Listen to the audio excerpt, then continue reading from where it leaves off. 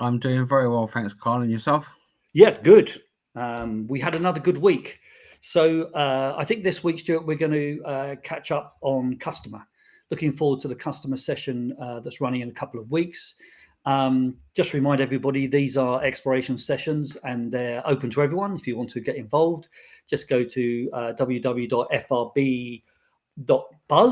and register and you can come along and join us. So, Stuart, the customer group, I'm really disappointed because I missed the last session. So, I think before we go on to talk about things like segmentation and journey mapping and lifetime modeling that we're going to get into on the next session, can I just ask you your thoughts on the last session we had? And as you'd expect, I've read the notes, so I've got some questions and thoughts and corrections to put into to those notes. So, what were your overriding thoughts? Yeah, well, just for the viewers, we focused on B2B in the last session, and specifically customer insight measurement, because it seems to be a common running theme that people struggle with. I think there's the methods that people deploy for consumer B2C type customer insight, are pretty well proven these days and ubiquitous. Everyone does, the same sort of things. But in the business world, it's sort of more complicated. Who you ask, when you ask, how you ask, multiple stakeholder relationships. The transaction is often different. The segmentation of the business is very different.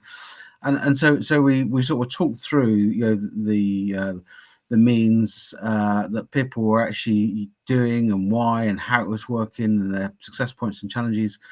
And it was all great. But I think one of the takeouts for me, and this is why we're still going to get into talk about lifetime value next time, was we looked at, if the customer insight measurement in itself is relatively, or the response rates are very low, how do you correlate to other forms of measurement so that you can use proxies, for example? So do they relate their measurement to their internal performance KPIs? Speed of doing things, success rates of doing things, and actually, again, very few in the business world that we've been speaking to have that level of sophistication of being able to correlate their external insight measures to their internal KPIs, right?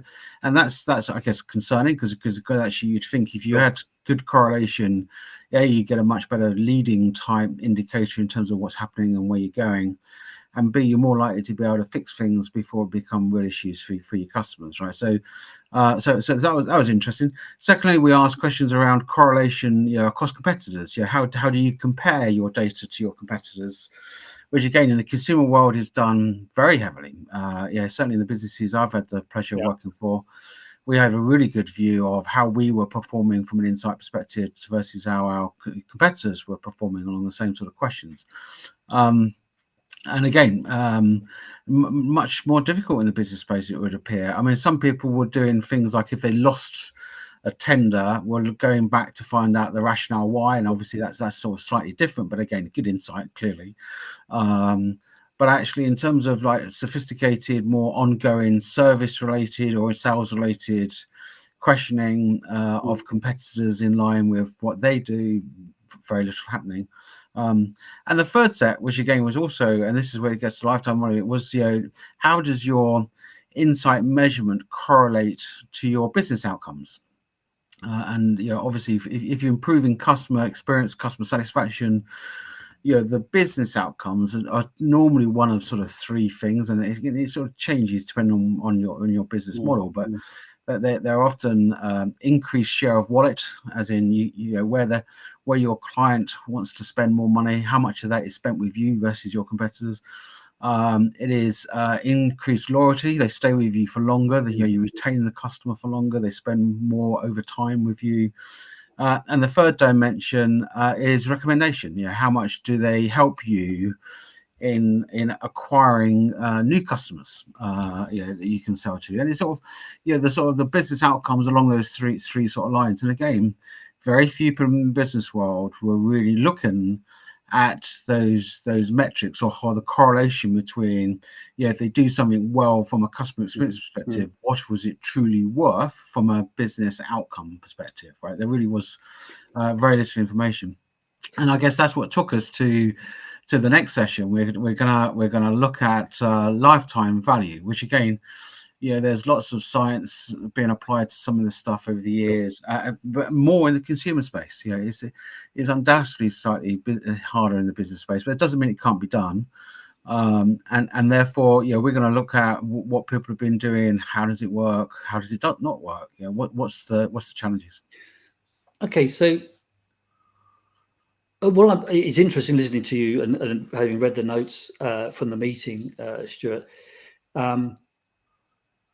I'm hearing the evil work of silos across a lot of those dimensions. And certainly my experience in the B2B world, looking back on it, I think we even recognized at the time, is that silos have a lot of influence here.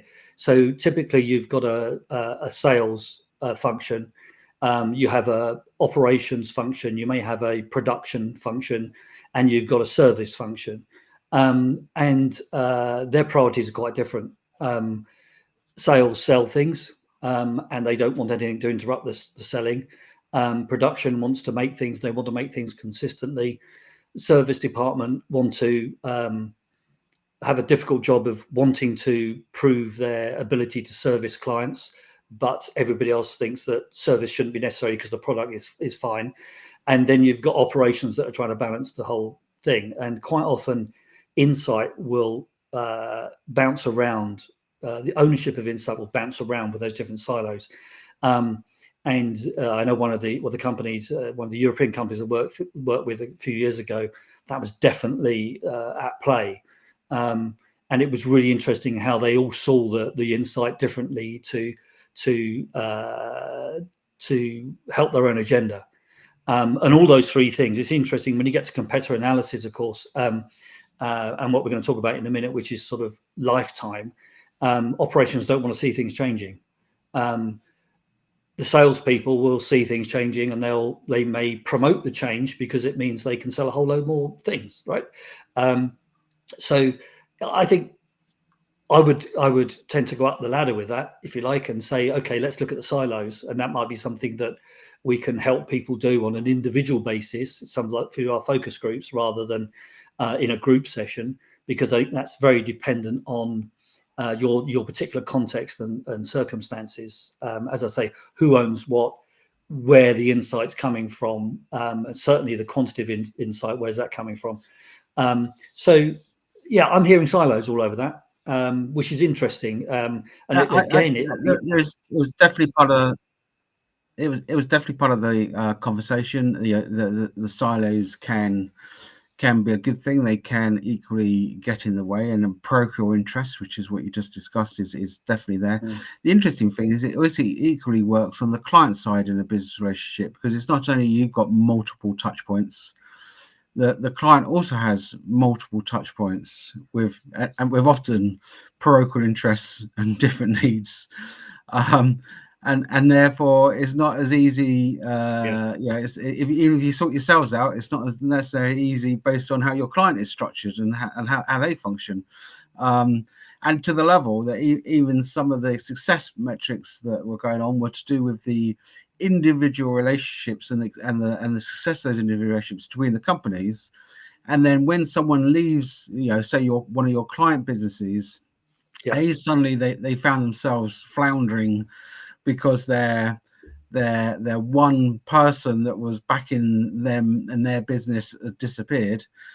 But on the positive side, they then tracked where that person had gone and were then getting in terms of sales into a new business that they perhaps didn't have, just through personal relationships. And it's then you sort of think, well, systemically as a business, that's got to be really bad, isn't it? In terms of if your business success is down to just individual personal relationship strength, rather than having the quality of the product or service you're offering standing for itself, it has to be a concern.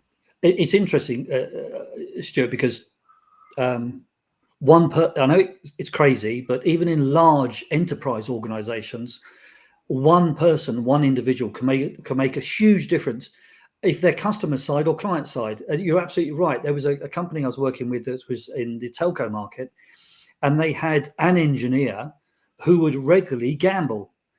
He would see which way the market's going, and he would invest his budget to how he saw the market playing out. The insight then caught up, and 9 times out of 10 he was right, and he was a hero. But he was taking the personal gamble. He would put a bigger capacity in on X site because he could see it was going to grow. Now, he didn't have the insight, but he had the experience. And likewise on the client side, one person can do a liaison role that as soon as they leave, everything falls apart. And that can be on a technical basis, or it can be on just a knowledge of how things work basis. One person goes who joins the dots, and then it's very difficult for the to understand what's gone wrong. So I think that's also a very interesting observation of how important one person can be in that business environment. And I think I wrote about this in a book a few years ago, Perpetual Experience, that unlike with B2C, you tend to have one decision maker on the customer side, or perhaps two, but there's lots of different decision makers as well. So you end up with a stack of people on both sides, and trying to align those two stacks is really difficult. So that was an interesting discussion, Stuart. I'm really sad that I missed that one. I was going to ask everyone to replay it, but I thought that might be a bit mean, just for my benefit. So with the customer group, that takes us on nicely to, I think, where we're going to go next, which is to talk about customer segmentation, customer journey mapping, and I think you mentioned life cycle mapping. What are your thoughts on I guess all those things are interconnected. I like the relationship between customer journey mapping and life cycle. What are your thoughts on that one? Yeah, I mean, again, I think we're going to get there. We're probably going to get there back to front in a lot of ways. So we're looking at lifetime value, and then from lifetime value, we get to life cycle, and then from life cycle, you get to customer journey. So I think, all these things are obviously related. And a segmentation is an overlay. And again, there's a real science behind segmentation. I mean, a lot of people historically, and certainly this is true of some of the business people, and if you go back 15, 20 years, their segmentation were all value-based segmentation models. Who buys the most, who buys the least, who you make more money from, who you make less money from. It was all value-based modeling. Yeah. Whereas I think the trend now is much more securely footed into much more looking at customer behavioral needs and segmenting based off of their needs and aspirations, which, and there may well be some correlation to value, but it's a very different way of looking at the world. But it'd be interesting to see the science that people are applying to their segmentation models, and for what purpose. What are they trying to achieve by segmenting differently, right? And that's always a telling point, right? Are they segmenting, back to your broker interest, are they segmenting so that sales can maximize their sales effort? Or are they segmenting to service customers better, offer better products, services, etc.? It all depends then. So what are you really trying to segment on? I think is a really critical point. Stuart, I love the way you always assume people are taking a scientific approach. I think that's great. Back to our session we had earlier in the week, when you mentioned the scientific approach, there was a sort of a silence in the room. The other thing there, I think, is segmentation around product is still quite an issue for 2 or 3 of the companies we're talking to, I feel. And that has some real disadvantages to it. I don't know. We can't predict the discussion before we have it, but I've got a feeling that will still be quite prevalent, and there's some huge risk factors in that, because quite often companies don't understand the interplay between even their own products, believe it or not. And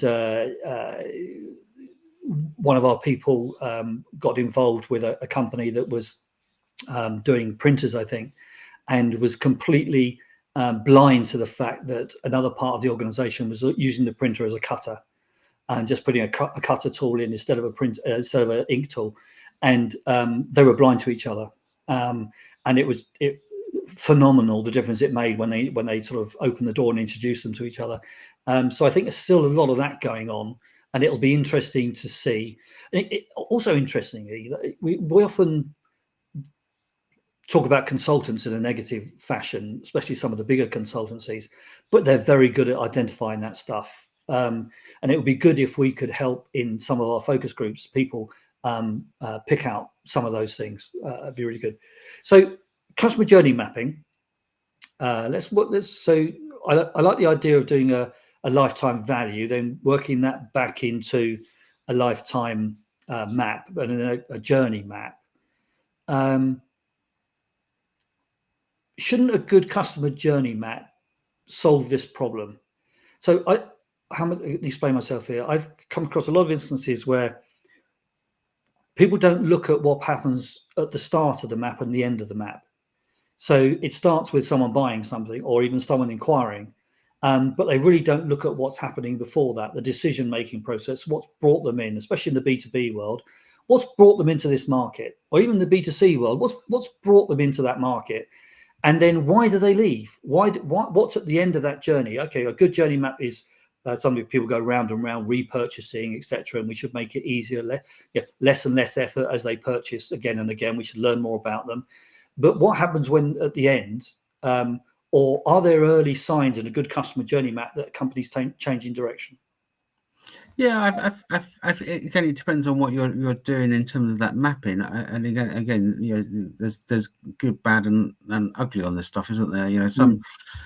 Some people really do look at every single touch point of their customers and look at their journeys, not just from a physical attribute, the what and the how, but also the emotional attributes. So how do those various touch points make the customer feel? And depending on what happens, is it a decline? Is it an accept? Is it a maybe? Is it whatever's going on as part of that process? That communication between one party and another. How are you trying to turn what could be negative situations into less negative, or even, dare I say, positive situations? And I think in mapping those emotional response alongside your physical response, you can get a much better success rate of your journeys, right? And that could then lead to your exact point around your inability to then upsell, cross-sell, resell, time and time again. Now, and I think the complexity in a business relationship is sometimes, it's not such as black and white as a repurchase. Many products in the business context can be almost one-off. They can be tens of millions, hundreds of millions of pounds worth of spend, but they're almost sort of one-off type deals, and they're not necessarily going to want another one, in 6 months' time, a year's time, right? So it's like, and therefore then, and the product, your product range might be so diversified. Your business may not want the rest of your products because they just don't have a need for the rest of your products, right? So we're in a consumer world. You've got, I guess, much more traction because you're talking to an individual with individual buying power and buying needs that you can understand and tune a set of products and services to over a lifetime, and hence how you can get to some sort of lifetime value modeling. In a business world, it's often not quite as easy as that, right? Again, you're right to bring that in. I remember our friend Lewis Ryden doing a lot of journey mapping with that emotional content in it, which was really valuable. And one of the other companies I was involved with, it actually takes us back to where we were a little bit earlier. Even though it's a B2C company, it was interesting when I was walking people through an emotional part of the map. You're putting another layer on. What are the emotions of the client on here? It was just very different, really interesting to see how different functions within the business rated the emotional content. And it was, again, market in this environment, it was dominated by marketing. And the mismatch between how marketing saw it and how some of the other functions and even some of the customer-facing people saw it, to me, and I think to some of the others in the organization, became everything. It became really, really important, because in that case, the marketing was very aspirational, but when the product was in front of the customer, it was quite pragmatic. So there was a really big mismatch, and those areas were something that we could then take back into the organization and say, okay, so what's happening here?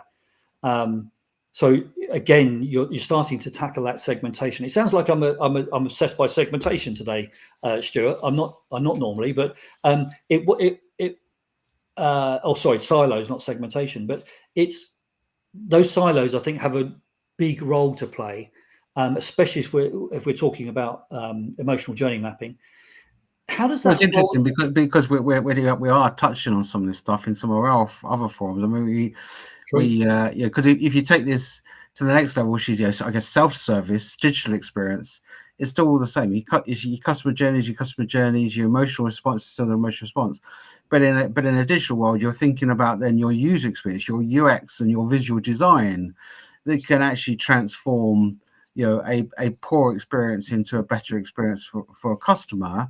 But again, that also then depends on things like your data, single customer view, how your company is structured. Because if you're not presenting your whole business as one to your consumer, then your silos absolutely get in the way of providing a seamless end-to-end experience. And that's one of the things that's being debated as part of the digital experience stuff we're talking to. So it is, Stuart, and that's scary because you weren't part of that project that I was talking about, but you're spot on with your diagnosis. Well done. The other element in there was self-service, and you're perfectly right that the emotional piece that people were talking about was inconsistent with the desire for self-service, and you're spot on. The pragmatic customer wanted self-service, right? Even though the marketing wanted that high emotional, that high dependency, that move to the next thing, that drive that drives sales and everything. Yeah, it was a pragmatic customer that said, well, okay, but if you set it up easily for me to have 3 of those delivered a month, okay, and I'll just pay you X amount of money to do it, I'm very happy, thank you. I don't want all that high emotion. So outside in versus inside out, right? Outside in, inside out, absolutely right. Outside in, inside out can be an oversimplification for lots of things, Stuart, that we talk about. And I think sometimes for us that have talked about this stuff for so long, that's an easy thing to say, but it's very, very difficult for an organization to get their heads around. And if we're talking about lifetime value, then we really do need to talk about outside in. What do customers think? Where are the customers going next? How is that customer need evolving?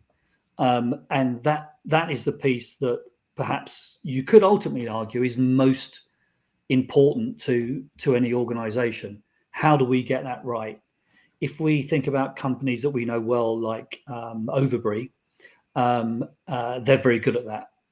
They're really good at understanding where the customer is going next. So anyone doesn't know, they refurbish office space, and the pandemic could have been a real challenge for them, but no, they were really aware, really good at understanding where the customer's going, and they're thriving. So that element of it will be really interesting to bring into the discussion. I wonder, you've got me thinking now about how that overlaps with the conversations on the digital group and about that self-service piece and about how we engage with customers in a way that gives us that forward-looking insight. We might set that as a challenge for the next customer group, I think. Yeah, I mean, again, there are papers on this stuff. There's research, there's science. Some companies do it very well. Some companies, it's like do I say, above their head and don't really get it. Would you say in the positions you've been successful at that? And if you have, what do you think that's down to? I think that I've definitely been in lucky enough to work with some businesses that really understand customer and customer needs and develop products and services that are tailored to, dare I say, segments of one to appease that customer need. I'm talking like the First Directs and the Atoms of the world, but equally, and again, this is banking, and I would say banking on the whole is a really interesting sector because I think every bank there is does customer journey mapping, life cycle management. Sure. They all understand where a customer's financial needs typically change over a person's life cycle from their early years all the way through their teenage years to students to buying a house to all of these life cycle stages. A traditional bank out there that actually really nurtures that life cycle end to end versus relying on from a customer not to just pick up their bag and go elsewhere is a really interesting case study, right? So there's so many things, and again, very product focused. So to the level that there could be different divisions inside a bank, especially the big traditional banks, offering those completely different products and services, even though to a consumer it's one bank with lots of different products, right? So but there's very little crossover. It's really interesting, coming from the world of sort of engineering and stuff. It always made me chuckle a little bit when I heard banks talk about products, because in some of the some of the industry sector, it really is led by product development, and in some cases that's right. If we can suddenly produce a machine that can cut metal up to 100 millimeters thick using nothing but a 3-amp battery and a bottle of water, then we're going to dominate the market.